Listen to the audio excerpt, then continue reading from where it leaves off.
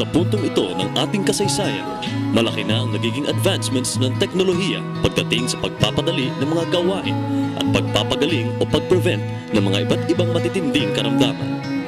Pero sa kabila nito, patuloy pa rin nating hinaharap ang mga pang-araw-araw na problema tulad ng polusyon, stress at mga nakakahawa at grabeng sakit.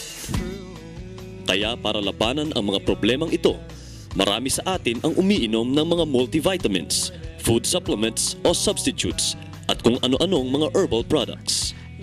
Ang iba naman ay nakikiride sa so-called healthy lifestyle sa pamamagitan ng pag-gym, pagsabak sa iba't ibang sports at pagdadiet.